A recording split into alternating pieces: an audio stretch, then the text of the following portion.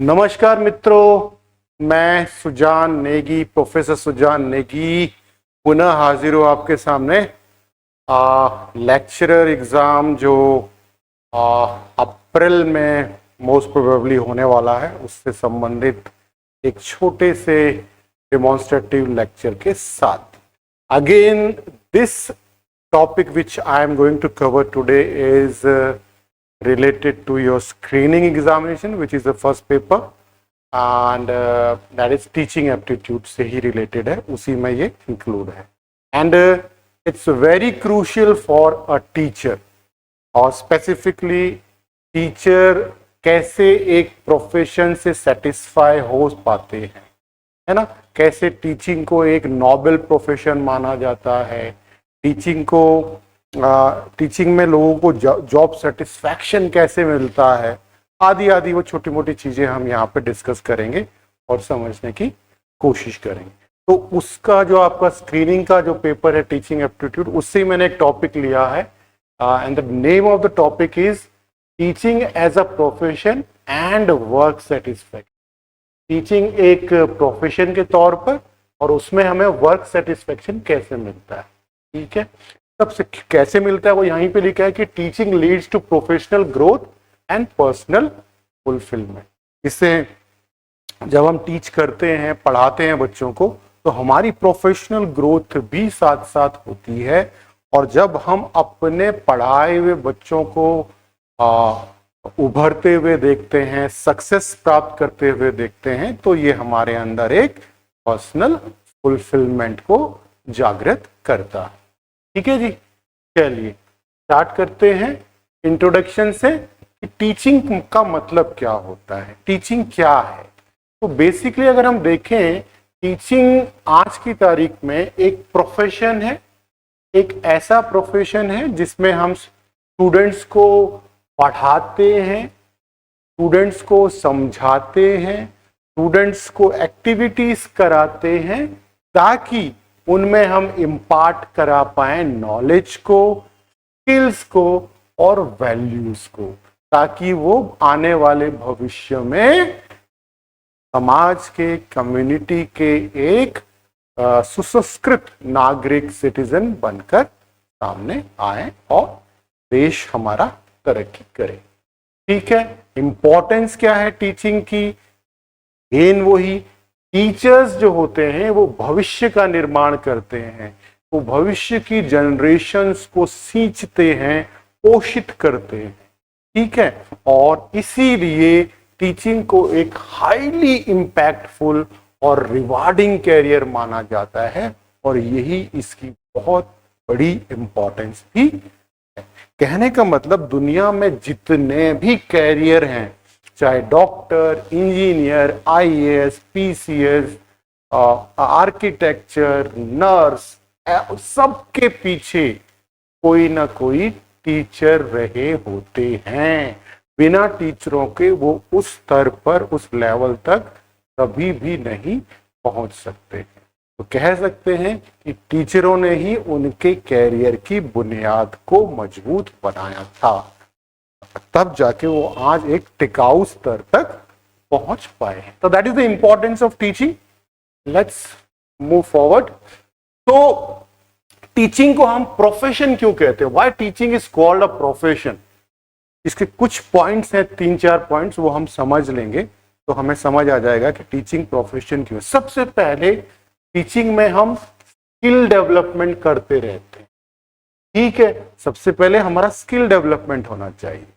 ठीक है, कोई भी टीचर नहीं बन सकता। अगर मुझे मैथ्स का टीचर बनना है तो मैथ्स की पढ़ाने की स्किल मेरे अंदर होनी चाहिए, मैथ्स की डिग्री मेरे पास होनी चाहिए, बीएड की डिग्री मेरे पास होनी चाहिए, या हायर एजुकेशन में पढ़ा रहा हूं तो यानी नेट होना चाहिए या पीएचडी होनी चाहिए या दोनों होने चाहिए, तब जाकर मैं हायर एजुकेशन में पढ़ा सकता हूं। तो वो एक स्पेशलाइज्ड नॉलेज आपके सब्जेक्ट एरिया का चाहता है ना। जैसे आप फिजिक्स के टीचर हैं तो एमएससी फिजिक्स आप होने चाहिए, उसमें आपकी महारत होनी चाहिए, है ना, आप क्वालिफाइड होने चाहिए, आपको उस सब्जेक्ट में आपका हाथ मजबूत होना चाहिए, उसके कॉन्सेप्ट आपको बिल्कुल क्लियर होने चाहिए, है ना। तो ये स्किल आपके अंदर होनी चाहिए। तो स्किल डेवलपमेंट के बिना कोई भी टीचर नहीं हो सकता अपने रिलेटेड सब्जेक्ट में। साथ ही साथ ये एक प्रोफेशन इसलिए है क्योंकि यहाँ पर हमें कंटिन्यूअसली लर्न करना पड़ता है, अपनी स्किल्स को अपडेट रखना पड़ता है ना। कि अब मैथ्स है तो मैथ्स में नई नई चीजें आ रही हैं, सोशल स्टडी है तो उसमें भी दुनिया में नई नई चीजें हो रही हैं, उसको अपडेट आपको रखना पड़ेगा। इंटरनेशनल रिलेशंस हैं तो दुनिया में क्या इंटरनेशनली हो रहा है, क्या आजकल इजराइल और ईरान के बीच चल रहा है, क्या रशिया यूक्रेन के बीच चल रहा है, उस सब पर हमें नजर रखनी पड़ेगी अगर हम उस सब्जेक्ट के टीचर हैं।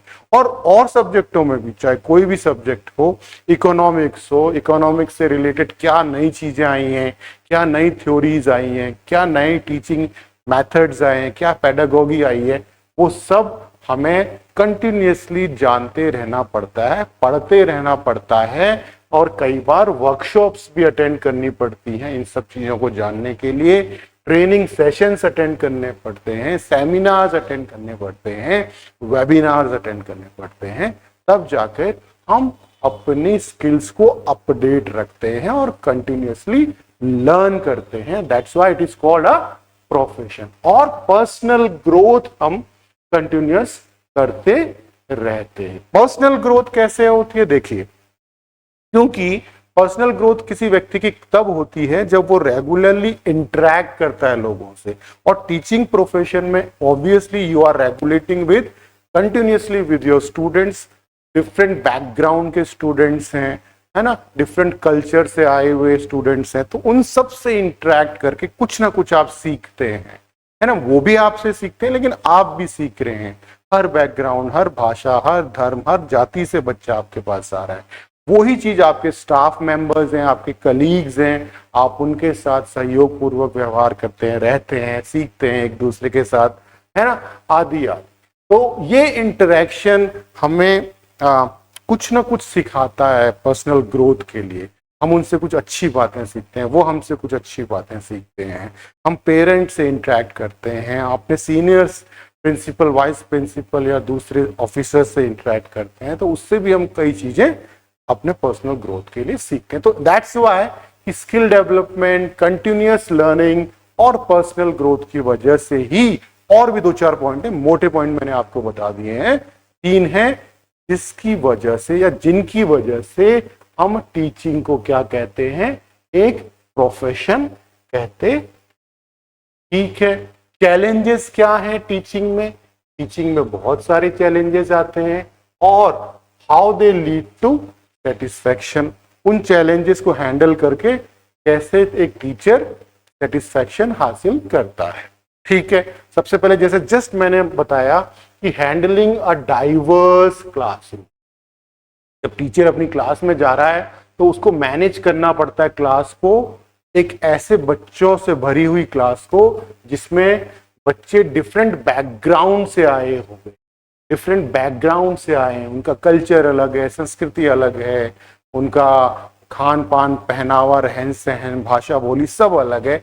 उन सबको समेट कर साथ लेकर चलना, है ना, वो एक चैलेंजिंग सिचुएशन होती है और उसमें भी टीचर सीखता है, क्लासरूम मैनेजमेंट सीखता है ना, कम्युनिटी मैनेजमेंट सीखता है ना। और साथ साथ उन बच्चों को वो जब ये सिखाते हैं कि कैसे विभिन्न प्रकार के लोग, विभिन्न डाइवर्सिटीज के लोग जब मिलजुल के रहें तो कैसे उनके अंदर एम्पैथी डेवलप होनी चाहिए, कैसे उनके अंदर पेशेंस डेवलप होना चाहिए, कोऑपरेशन डेवलप होना चाहिए, आदि आदि। तो ये सब चीजें वो सिखाते हैं अपने बच्चों को, एक डाइवर्स क्लास को। और इससे ऑब्वियसली चैलेंजिंग तो है, लेकिन जब उनकी कक्षा ये सब चीजें सीख लेती है तो वो उनके लिए बहुत सेटिस्फैक्शन का समय होता है। ठीक है, कॉन्टिन्यूअस अडेप्शन करना पड़ता है टीचरों को। देखिए, समय समय पर शिक्षा में जो एजुकेशन सिस्टम है उसमें बदलाव आते रहते हैं। जैसे आप NEP 2020 आ गया, उसके से पहले कंप्यूटर्स के द्वारा शिक्षा दी जा रही थी, ऑनलाइन शिक्षा आई थी। तो ये सारी जो नई नई चीजें आ रही हैं, सिमुलेशन के द्वारा, कंप्यूटर गेम्स के द्वारा, डॉक्यूमेंट्रीज के द्वारा, फ्लिप क्लासरूम, है ना, ब्लेंडेड लर्निंग, ग्रुप लर्निंग, ये सारी नई नई चीजें आई हैं। तो शिक्षक को अपने को इनसे हमेशा अडेप्ट करके रखना पड़ता है, तभी जाकर उनको लगता है कि वो अपना बेहतरीन अपने शिक्षार्थियों को दे पा रहे हैं, अपने विद्यार्थियों को दे पा रहे हैं, and that gives them satisfaction. ठीक है, तो कहने का मतलब है शिक्षक को हमेशा अप टू डेट रहना है अपने सब्जेक्ट से रिलेटेड फील्ड में, क्या समाज में शैक्षिक व सिस्टम में व्यवस्था में, शैक्षिक व्यवस्था में क्या नई नई चीजें हो रही हैं, उससे हमेशा उसे अपडेट रहना पड़ता है, और इससे कहीं ना कहीं सेटिस्फेक्शन की भावना तो आती है। Problem solving continuously teachers face करते हैं प्रॉब्लम, स्टूडेंट्स की पढ़ाई से संबंधित प्रॉब्लम्स हो जाती हैं, कई बार कुछ छोटे मोटे इश्यूज हो जाते हैं, बच्चे के आपस में झगड़ा हो गया, किसी ने किसी की पेंसिल ले ली, बुक ले ली, आदि आदि, तो वो छोटे मोटे इश्यूज को कैसे टैक्टफुली रिजॉल्व करना है, वो भी एक चैलेंज होता है टीचर के सामने, और वो उसे रिजॉल्व करके जब झगड़ों को शांत कर देते हैं, सबको मेल मिलाप करके बच्चों में आपस में पुनः दोस्ती करवा देते हैं, तो वो भी उनके लिए एक सेटिस्फैक्टरी स्थिति होती है। तो इसीलिए ये कुछ चैलेंजेस है 3-4, डाइवर्स क्लासरूम को उन्हें हैंडल करना पड़ता है, कंटिन्यूस अडैप्शन करना पड़ता है, और प्रॉब्लम सॉल्विंग करनी पड़ती है। कुछ एग्जाम्पल्स मैंने यहाँ लिखे हैं, आप लोग पॉज करके उन एग्जाम्पल्स को पढ़ सकते हैं, आपको और क्लियरिटी आ जाएगी। ठीक है, अच्छा, टीचिंग में वर्क लाइफ बैलेंस मिलता है या नहीं? वर्क लाइफ बैलेंस मतलब हम कैसे अपने और अपने परिवार के लिए समय और अपने प्रोफेशन के लिए समय में गैप रख सकते हैं। यानी जब हम अपना परिवार के साथ हैं, अपने साथ हैं, अपने लिए कुछ कर रहे हैं, परिवार के लिए कुछ, तो टोटली हम डिवोटेड हैं उनके लिए। जब आप स्कूल में हैं, पढ़ा रहे हैं, तो you are totally devoted to your school and teaching process. तो वो उनमें कहीं बीच में टकराव नहीं होना चाहिए। That is called work life balance. आपको आपका परिवार भी देखना है, अपना प्रोफेशन भी देखना है। ऐसा नहीं कि टोटली आप डिवोट हो गए प्रोफेशन में, परिवार छूट गया, या टोटली आप डिवोट हो गए अपने परिवार में और आपका प्रोफेशन यानी स्कूल छूट गया। ऐसा भी नहीं होना चाहिए। तो फ्लेक्स कैसे मिलता है? टीचिंग जॉब में वर्क लाइफ बैलेंस मेंटेन किया जा सकता है आसानी से, क्योंकि फ्लेक्सिबिलिटी इन टीचिंग शेड्यूल्स होता है। आपको पता है कि आपका टाइम टेबल क्या है, कल आपकी कक्षा कब है, कौन सी कक्षा आपकी कब है, वहां आपको क्या पढ़ाना है, दैट यू ऑल नो, और उसके लिए आप पहले से ही प्रिपेयर होके जाते हैं। एक बार आप प्रिपेयर हो गए, उसके बाद आपका काम खत्म, और फिर बाकी जो बचा हुआ समय है वो आपके लिए। स्कूल में भी आप चाहे तो उस दौरान अपना अगला लेक्चर तैयार कर लीजिए, कुछ पढ़ लीजिए, रिफ्रेशमेंट कर लीजिए, दोस्तों के साथ गपशप मार लीजिए। तो एक तरह का वर्क लाइफ बैलेंस है। आप अपने लिए समय यहाँ आसानी से निकाल सकते हैं। दिन में आपके 4 लेक्चर हैं, 5 लेक्चर हैं, बाकी 3 लेक्चर फ्री हैं, वो आपके अपने हैं, आप उन्हें कैसे यूटिलाइज करते हैं। आपके 4 लेक्चर हैं, 4 फ्री हैं, 4 कैसे यूटिलाइज कर सकते हैं, that all depends on you. तो कहीं ना कहीं फ्लेक्सिबिलिटी है। ठीक है, इसके अलावा आपको स्कूल में ब्रेक्स मिलते हैं, है ना, लंच ब्रेक वगैरह, है ना, टाइम ऑफ मिलता है, जैसे समर वेकेशंस हो गए, विंटर वेकेशंस हो गए, है ना, हॉलीडे के ब्रेक्स हो गए, दिवाली, होली, दशहरा, ईद वगैरह, क्रिसमस वगैरह। तो ये हॉलीडेज जो हैं ये कहीं ना कहीं आपको रिचार्ज करते हैं, आपको समय देते हैं कि आप अपने परिवार के साथ समय बिता पाएं, एंजॉय करें, और पुनः जब छुट्टी के बाद स्कूल में आए तो आप रिचार्ज और एनर्जाइज होके आए और अपना फुल पोटेंशियल से अपनी पढ़ाई लिखाई बच्चों को करवाएं। ठीक है, इसके अलावा स्कूलों में हमें हमेशा सपोर्टिव, अधिकतर मैक्सिमम स्कूलों में आपको सपोर्टिव वर्क एनवायरनमेंट मिलेगा, है ना। हम एक ऐसे टीचिंग कम्युनिटी के साथ काम करते हैं जहां पर आपके जो फेलो एजुकेटर होते हैं वो एक सपोर्टिव एनवायरनमेंट क्रिएट करते हैं, एक कोलैबोरेटिव एटमॉस्फेयर क्रिएट करते हैं, एक दूसरे की मदद करते हैं, पढ़ाई लिखाई से रिलेटेड मामलों में, कक्षा मैनेजमेंट से रिलेटेड मामलों में, कोई एक्टिविटी है, प्रोजेक्ट है, उससे रिलेटेड मामलों में we help one another in our schools etcetera. ठीक है, तो सपोर्टिव वर्क एनवायरनमेंट मिलता है, ब्रेक्स मिलता है, हॉलीडेज मिलते हैं और फ्लेक्सिबल टीचिंग शेड्यूल्स होते हैं। तो इससे हम अपना वर्क लाइफ बैलेंस मेंटेन सरलता से कर पाते हैं। रियल लाइफ एग्जाम्पल देखें हम कुछ सेटिस्फाइड टीचर्स के, तो बहुत सारे हैं, कुछ 4-5 मैंने यहाँ पे लिखे हैं। सबसे पहले डॉक्टर एस राधाकृष्णन, जो 5 सितंबर को जिनका जन्मदिन आता है, जिसको हम टीचर्स डे के रूप में मनाते हैं। ये भारत के पहले वाइस प्रेसिडेंट और दूसरे प्रेसिडेंट रहे हैं और इन्होंने अपना career as a teacher start किया था। और इनसे एक बार एक पत्रकार ने पूछा था कि आप टीचर रहे हैं, आप वाइस प्रेसिडेंट रहे हैं, आप प्रेसिडेंट रहे हैं, आप एक लेखक रहे हैं, वक्ता रहे हैं, आप इन सारे जॉब्स में से किस जॉब में सबसे ज्यादा सेटिस्फाई अपने को महसूस करते थे? तो उन्होंने बेबाक तौर पे कहा कि मैं एज ए टीचर सबसे ज्यादा सेटिस्फाई महसूस करता था, क्योंकि उस समय मुझे लगता था कि मैं किसी और के जीवन में कुछ नया परिवर्तन कर रहा हूं। ठीक है, तो राधा कृष्णन हो गए। मलाला यूसुफजई के टीचर, मलाला यूसुफजई पाकिस्तान की लड़की है ना, जिसको तालिबानियों से कुछ इश्यू हो गया था और उसके टीचर ने उसको गाइड किया, इनोवेट किया और वो फिर पाकिस्तान में लड़कियों के एजुकेशन के लिए उसने फाइट किया, लड़ाई की एंड फाइनली अब तो वो लंदन वगैरह में कहीं रहती है and finally she got Nobel peace prize. तो उसके टीचर कहीं ना कहीं दे आर वेरी सेटिस्फाइड कि उनकी पढ़ाई हुई छात्रा आज नोबेल लॉरेट है। ठीक है, अगेन एपीजे अब्दुल कलाम साहब हमारे प्रेसिडेंट जो रह चुके हैं, वो एक रिनाउंड साइंटिस्ट थे, मिसाइल मैन थे, फॉर्मर प्रेसिडेंट थे और हमेशा वो कहते थे कि उनको डीप सेटिस्फैक्शन मिलता है टीचर और मेंटर के रोल। और ये एक कोइंसिडेंस ही हो सकता है कि जब उनकी डेथ हुई हार्ट अटैक से, तो वो शिलोंग में बच्चों को ही संबोधित कर रहे थे।